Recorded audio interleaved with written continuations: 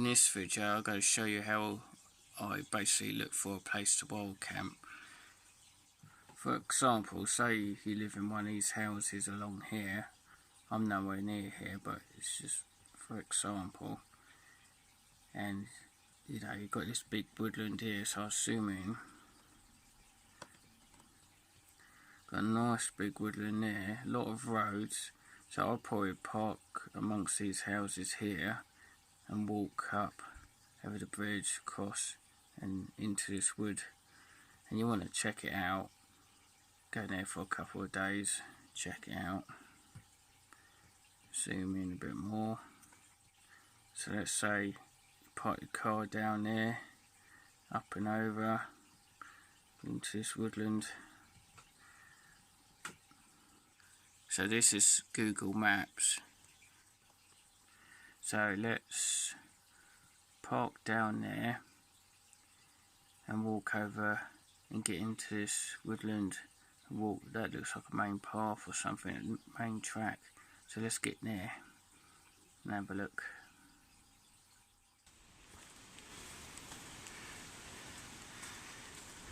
We're in the woodland now.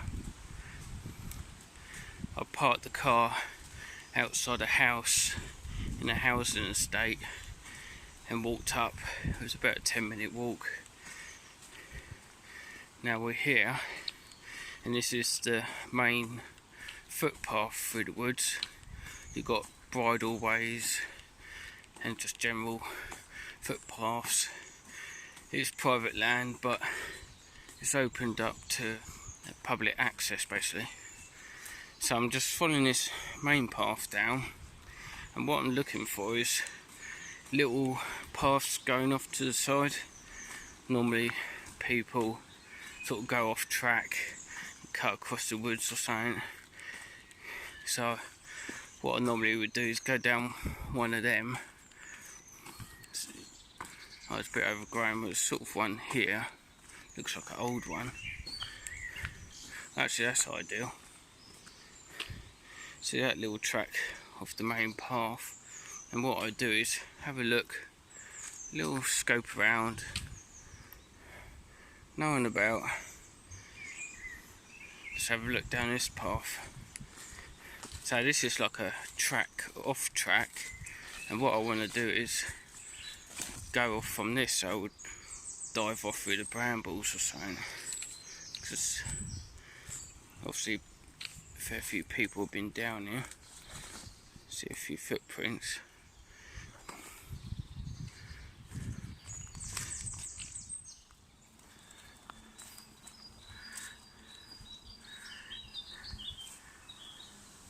And this is a good thing, you've got holly here.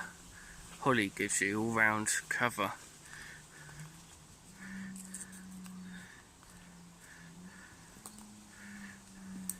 Looks like the track continues up there, but you've got this nice dark hidden bit. So this is the little track off the main path. So let's go off there. Got bluebells out at the moment, which is annoying because they leave footprints if you walk over them. Oh, look at this.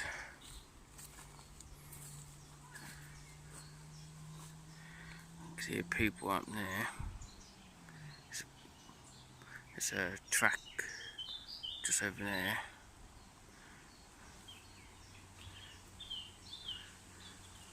But you think about it, at night time, get here, I don't know, like about an hour, 2 hours before sunset, and set up just an hour before sunset. Most people will be going home. So that's where I was, just behind that holly, and as you can see in the daytime it's quite hidden. And whenever I look for these places, it's always during the day, so you don't look suspicious, you just out for a walk. Something I always look for is like a backdrop, bramble, less likely people want to come walking through. And here's another trail, looks like son's been walking through. It's not the main path, but it's a trail.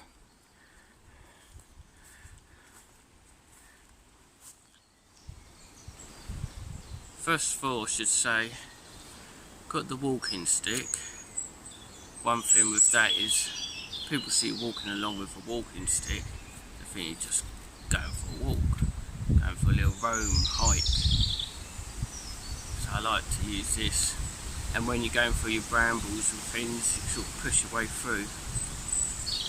Another thing on the wild camps is, I used to think wearing all DPM is good, but when you get into the location, if there's a dog walker or someone just walking by, seeing you dressed in DPM, they think you're a hunter, and then you draw attention to yourself, which you don't want to do.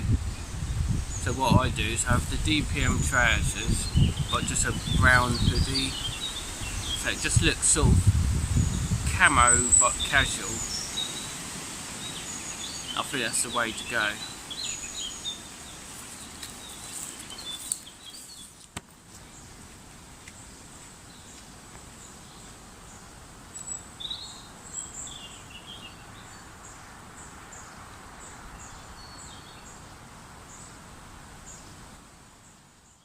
So that's that little track coming off the main path. Now I'm just sort of walking through these brambles.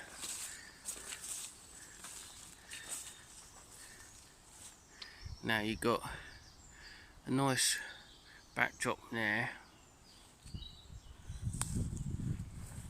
Brambles coming up there. So unlikely people will be roaming through there late at night. And you've got some holly here. Now this is a good little bit for a bivvy. You might have to tidy it up a bit, but got a bit of nice level ground. That's another thing you want to look for, is level ground really. Well, this one has got a slight slope, but you have your head at that end. That bit right, you've got a couple of trees if you wanted to put a basher or a tarp up. Then you'd be looking out here. It's quite a nice view.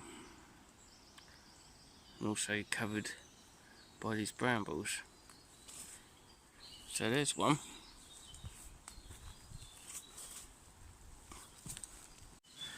So I would spend probably a couple of days roaming the woods, different woods, just having a little nose about like this. See if you can find any spots, because you want more than one, because you could be all set up ready to go and it's say under that tree there, camp, yep, again you're quite surrounded, but then when it comes to the night, there might be someone else there, or you might get seen, so you want to move on. So it's always good to have a backup, at least have a couple of locations. So like I say, spend a couple of days just roaming around like this, having a look. Sometimes it can take a long time to find somewhere pretty decent. There's all these little spots, but it's taken me months and months to keep going to the same woods to find a couple of real nice spots. Here's another one. It's a little bit open though. You've got the brambles, no one's going to come through, but you could get seen from a distance. So you could go like stealth mode, keep down low. But you just carry on looking around, roaming about. And like I say, best time to go, the easiest time would be if it's warm and dry, because that means you bring less gear. You don't need to bring that extra blanket, that extra jumper, or them waterproofs. If you go lightweight as possible, the better. And I've learned you don't need to go super light, you don't need to go stupidly light. You know, have a bit of comfort, but try to go light as possible so you're carrying less. Carrying less means a smaller bag. You don't have big bits of camping gear or whatever sticking out. It don't look too obvious. And I like to keep all my camping stuff in the bag. I really hate having anything hanging off the bag, like cups or even the tent, because it's just something else for someone to see. And here in England, wild camping's not allowed, basically. Do it at caution. Obviously, if you get landowners' permission, that'd be great. But then again, if you do that, do you class it as wild camping if you've got permission? But then again, there's places like Scotland where you have permission, you're allowed to wild camp, and that's classed as wild camping. So go on and on with that debate. So now I'm back on a small path. These little paths are quite good because it sort of brings you out quickly to another location where, rummaging around in the brambles, you could be looking around for ages in a small area. And don't panic too much. I've done it. You know, during the day I got to a nice spot. Oh, I really like this. Sitting there and I could hear people around close by and dogs and that, and I'm freaking out. But it's actually better at night time because most people go home. That's why I like to have a little sit till it gets dark, and then about at least an hour after it's dark, if you go have a fire. But you know, your first wild camp, I wouldn't have a fire. It's something I've sort of done with confidence. Then again, everyone's different, you know. I do worry a lot. Also, if you're going for a long walk, a hike, a sponsored walk or something like that, or like near me is the South Downs way, 100-mile walk. You know, loads of people camp along there. Or even if you get stranded out, you get lost, you know, you're not going to get seriously in trouble. The worst case scenarios, you might get a landowner come along, policeman or farmer or something might say, right, you've got to pick up and go. And the thing with that is, even if it's like 2 o'clock in the morning, you best do as you're told and pack up and go. Make sure you've got a torch. It's just if you refuse to go and you kick up a fuss, then you know you're looking for trouble, you're asking for trouble. So if someone tells you to go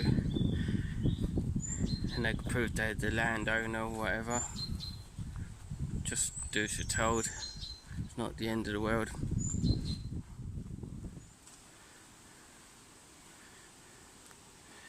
Now this is right next to a little path.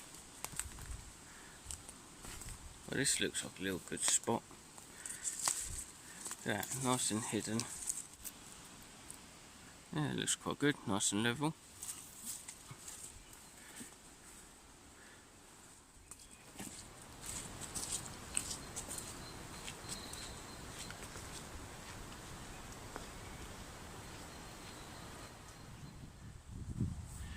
This sort of area is always good. Got a grassy path here.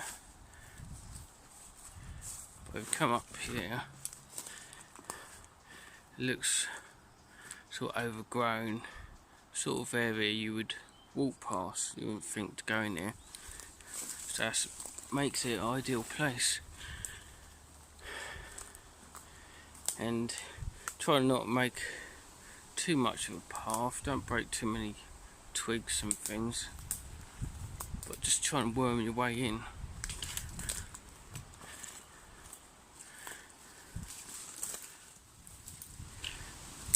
Yeah, you might have to squeeze through some brambles, might hurt yourself a bit, but it makes it more safer in a way. Less likely people would come through. So again, this bit alright. Bit dodgy with a fire because it's quite close to a path. So you come into this bit, but then again you think, well, maybe someone else is thinking the same. They might just squeeze through. And a lot of people just go down the main path and squeeze through a hedge. Just about to see the path. It's just up there, so we're quite close. So someone else might think the same and think, oh, this bit's nice open bit, let's camp here. So what I normally do is I squeeze through, see the first sort of obvious bit, and then go on a bit.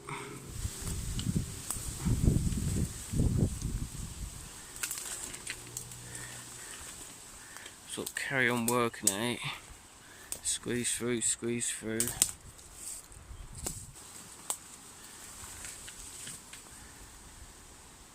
So we've got a little bit here. It's just enough to put a tent up, chill, listen to nature and that. Now I'm following a little track off the path again. I'll go look for a place to cook my lunch and sort of pretend basically I'm looking for a place to camp. So now I'm walking down a track that's off a track, and when I see something appropriate I'll go look through the bushes here and squeeze through. Something like this, and find a nice hidden spot to camp.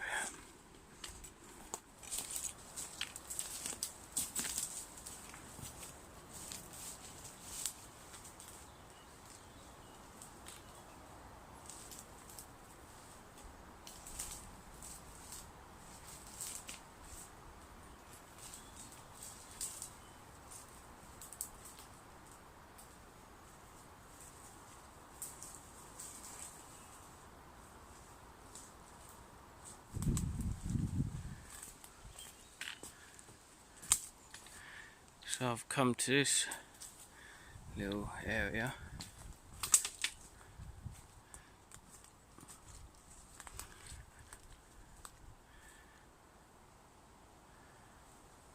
Pretty covered.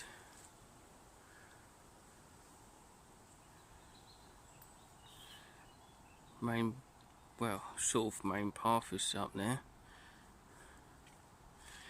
Where would I camp? Look in here. Oh, look at that. Made for it. A nice tight little spot. Ground's pretty level. Nice and covered. The leaves on the trees, now it's spring, helps a lot. That's another thing I would camp in the summer if you're a beginner. Pretty covered from above.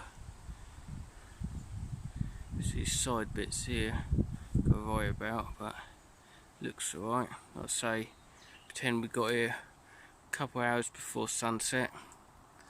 Keeping it low profile, I would have a bivvy bag, probably my Dutch Army bivvy along there, and a lean-to small tarp from one of these branches across, put that to that tree hidden in there.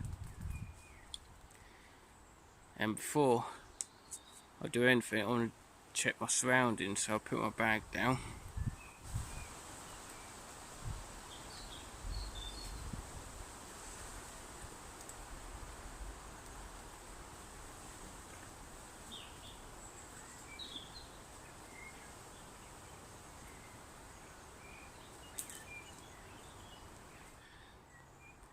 Right, we've got our spot, looks good.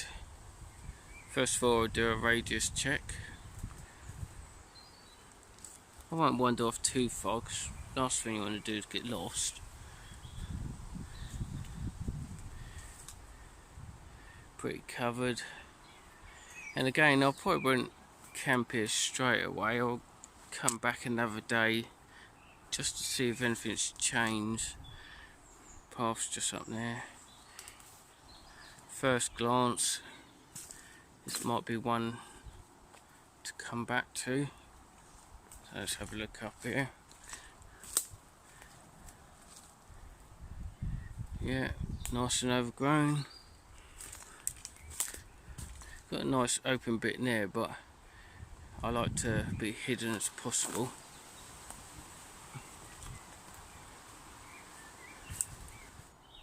Another thing I would do is look at Google Maps. If you get it on your phone, if you've got signal, just try and pinpoint where you are.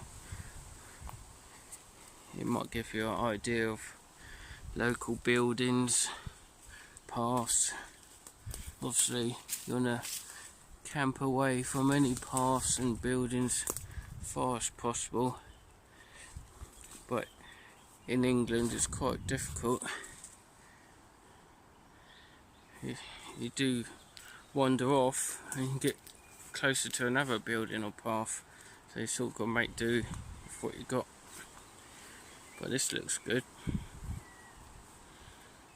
Oh, look at that. Nice stealthy spot. Bivvy bag. Quite low profile shelter already. You could always make a A-frame, like a little DPM basher or something. I'm liking that, that's pretty good. So you've got a main tree in front there and you can tie it off to this little one. Bivvy bag underneath, job done. No one's going to see you in there. And also it's mind over matter. I wouldn't freak out too much because you wouldn't enjoy it. I'm not going to wander off too far. Check out some of these open areas, because sometimes these open areas you find some sort of building or path.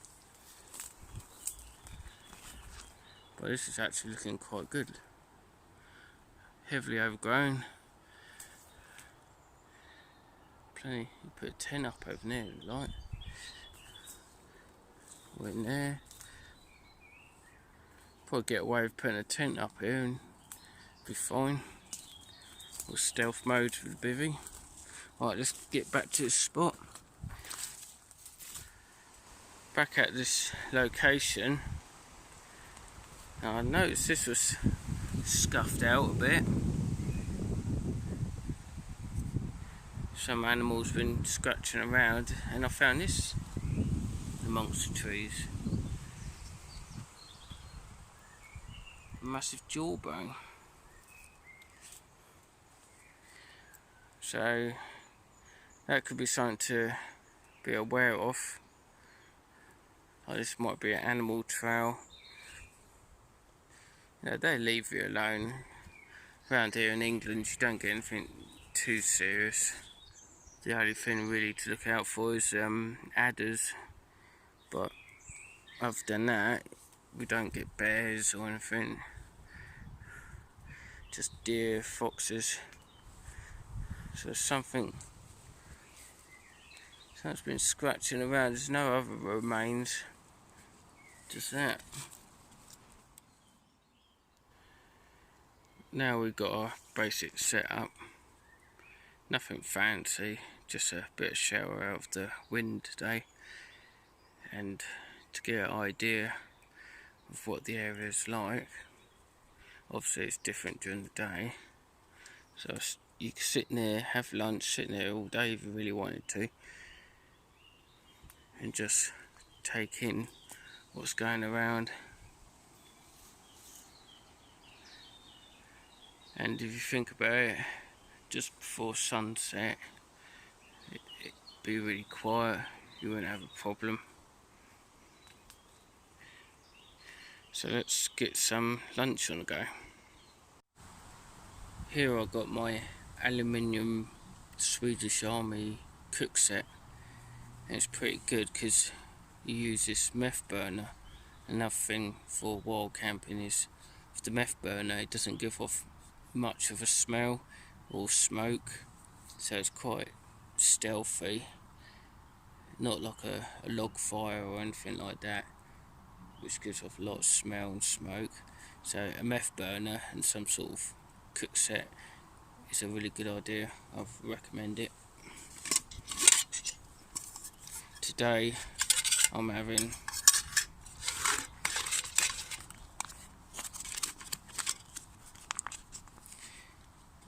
meatballs and pasta. Now you don't need to get these can be quite expensive. I normally just buy something in the supermarket from a tin and then empty it out into a zip tight sandwich bag thing, and it does the same basically, but this one was given to me by my sister, thank you. So I'm gonna have this, and as you can see or not see, there's hardly any smoke. Well, I can't see any smoke, barely any flame. It's lit, it's just sorting itself out basically. In here you got pot rest thing,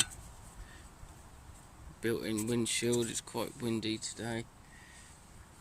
Another good thing with the wild camping is I like to go when it's, me personally, I like to go when it's raining, because I've worked out what kit to use. I know how to keep dry, so I'm quite happy to go out in the rain now. So loop that on there like so. Water.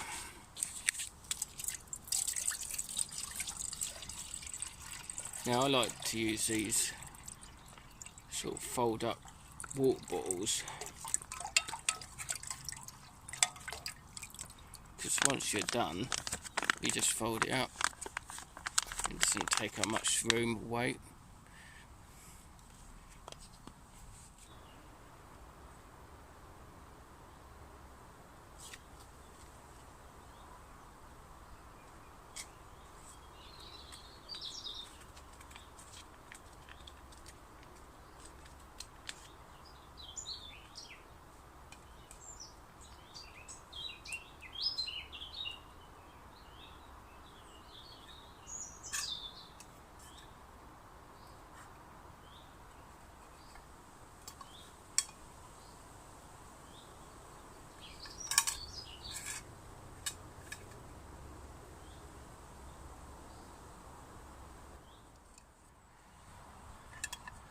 Put that over it a bit, just help hold the heat in a bit, like so.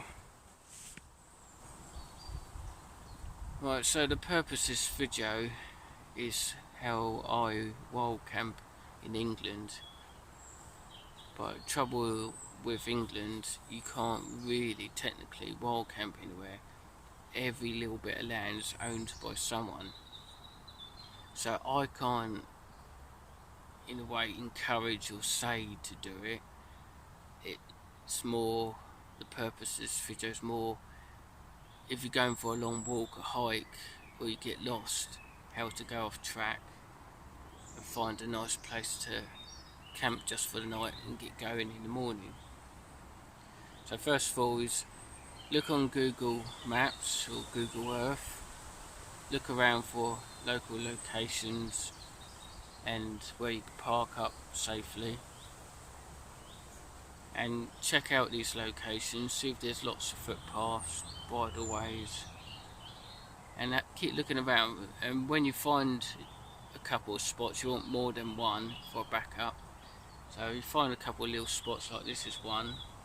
I've come here, keep coming here over the next couple of weeks, check it out, keep an eye out, have a look around, see if anything's changed, and sit for a couple of hours.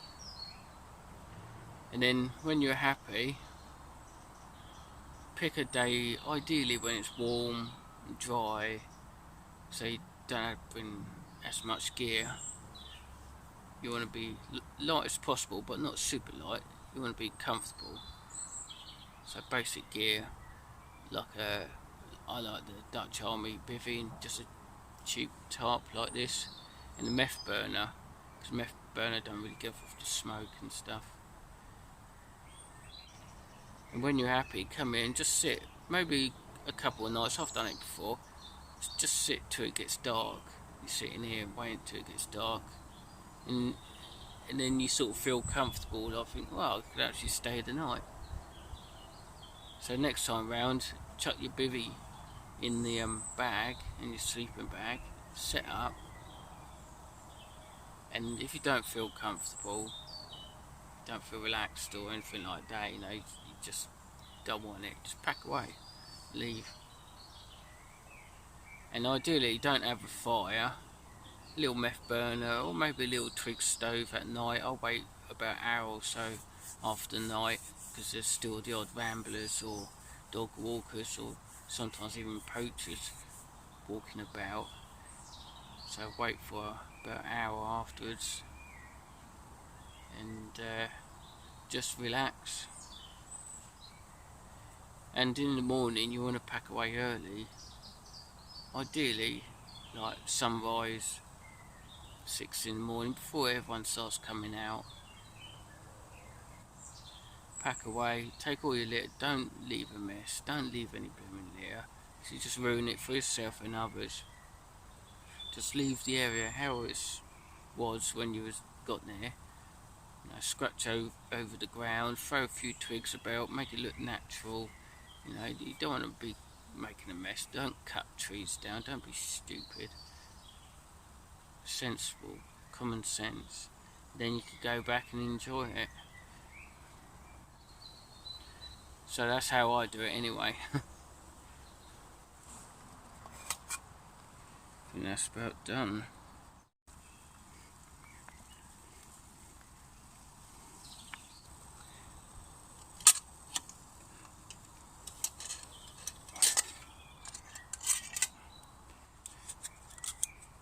This is just off old beer can, cut off the bottom. Really first time. So I've obviously warmed that up, that's ready to eat. And with the hot water I've boiled that up, I'm going to make a coffee out of. I'm going to drink it out of this pan. Another good thing, you know, each to their own. I like these, quick and simple, something less to worry about, especially if you're sort of just starting out camping. And also, I think my first couple of camps I did freak out a bit. I was up pretty much all night, but don't let that get to you. To be honest, I still have some of my nights where I wake up, I hear something that sounds like someone next to the tent or something, I freak out. But, you know, it's mind over matter. Just don't worry about it. Worst case would be just someone, like maybe the landowner, tell you to move on, and you just have to move on. Pack up and go home. You know, it happens. Right, so that's coffee. So the pasta and meatballs.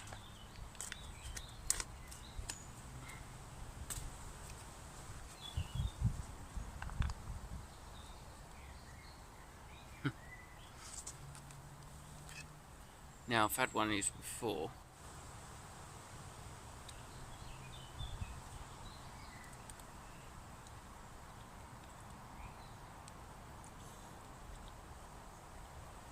very nice. That's very yummy.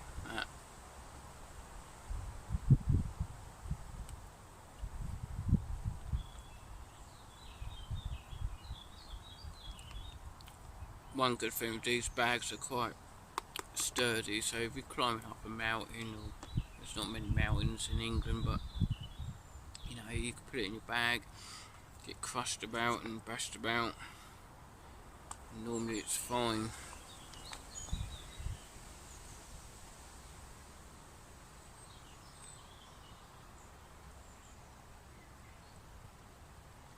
Very nice.